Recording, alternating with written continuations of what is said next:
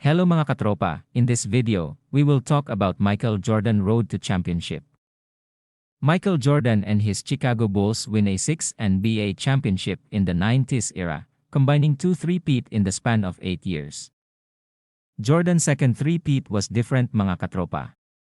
These seasons, Bulls would met pretty good duos like Alonzo Mourning, Tim Hardaway duos, powerful duos like Shaquille O'Neal and Anthony Hardaway duos, Kemp and Gary Payton duos, and also the one of the greatest duos of all time Stockton and Malone duos.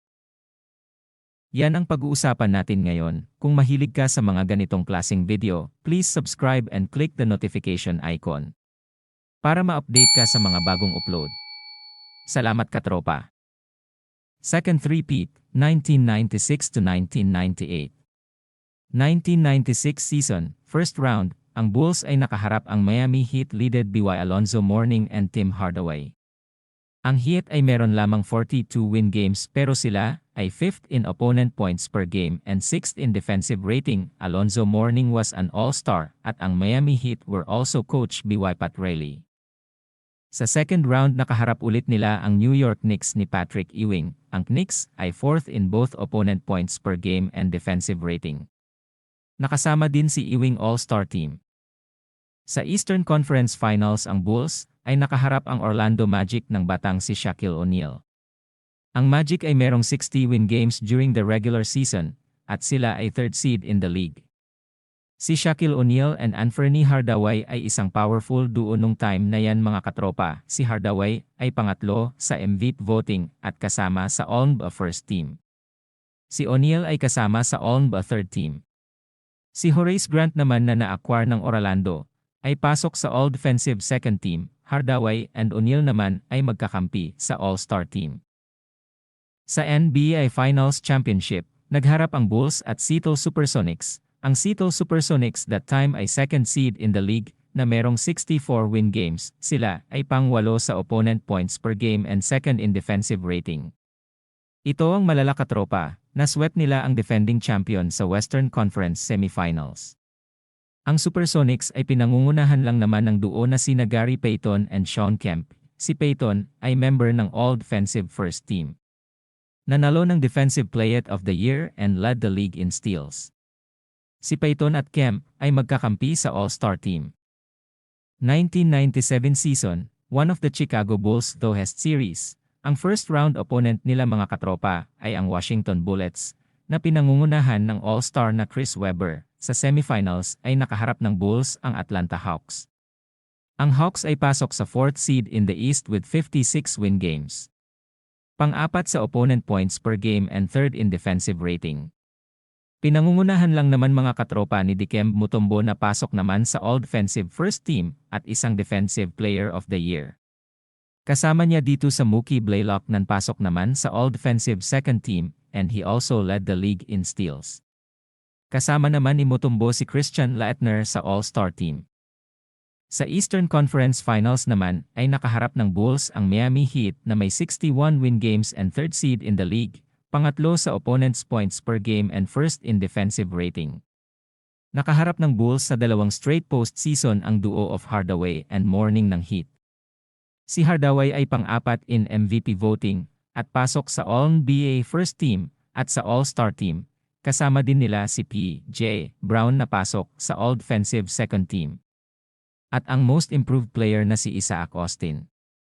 At si Coach Pat Riley ay nanalo na Coach of the Year Award. After defeating the Heat, Chicago Bulls faced the Utah Jazz in the NBA Finals.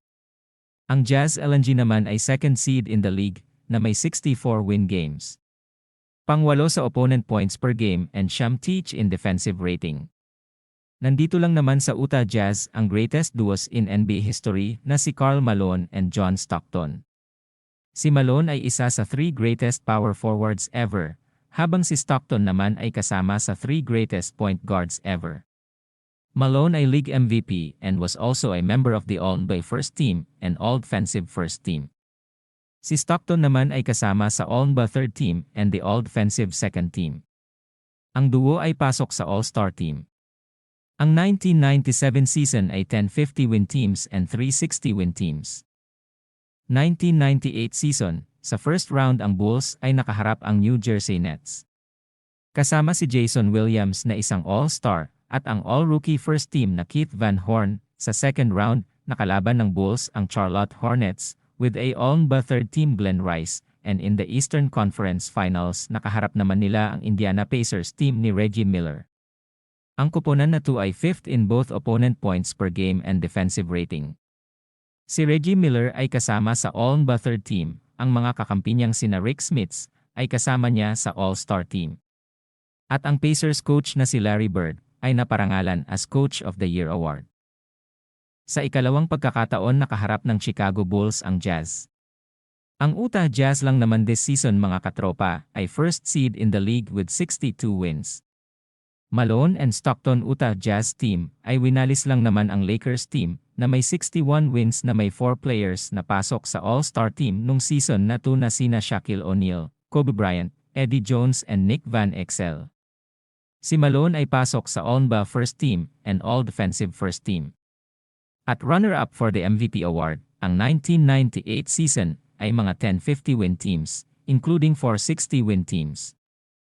With that, naisa-isa na natin ang competition ni Jordan and the Bulls during 90s era. Jordan need to pass through Isaiah Thomas and the Bad Boys Piston, Magic Johnson, Clyde Drexler, Dominique Wilkins, Charles Barkley twice, Patrick Ewing 4 times, Reggie Miller, Kemp Mutombo, duos of Shaquille O'Neal and Anthony Hardaway, Gary Payton and Sean Kemp, Tim Hardaway and Alonzo Mourning twice, and John Stockton and Karl Malone twice. Bago ko tapusin ang usapang ito, ay mag-iiwan ako na isang bagong labas na video. Salamat and more power. God bless.